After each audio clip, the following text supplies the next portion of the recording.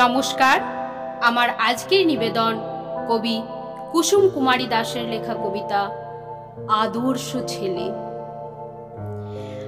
আমাদের দেশে হবে সেই ছেলে কবে, কথায় না বড় হয়ে কাজে বড় হবে।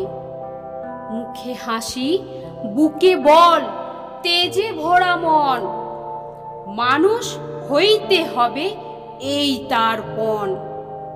বিপদ আসিলে কাছে হও আগুয়ান, নাই কি শরীরে তব রক্ত মাংস প্রাণ? হাত পা সবারই আছে, মিছে কেন ভয়? চেতনা রয়েছে যার, সে কি পড়ে রয়? সে ছেলে কে চাই বলো কথায় কথায়, আসে যার চোখে জল মাথা ঘুরে যায়।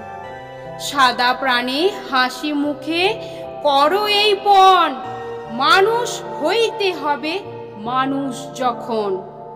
কৃষকের শিশু কিংবা রাজার কুমার, সবারই রয়েছে কাজ এ বিশ্ব মাঝার। হাতে প্রাণে খাটো সবে, শক্তি করো দান, তোমরা মানুষ হলে দেশের কল্যাণ। নমস্কার। কবিতাটি ভালো লেগে থাকলে please like, comment and subscribe my channel.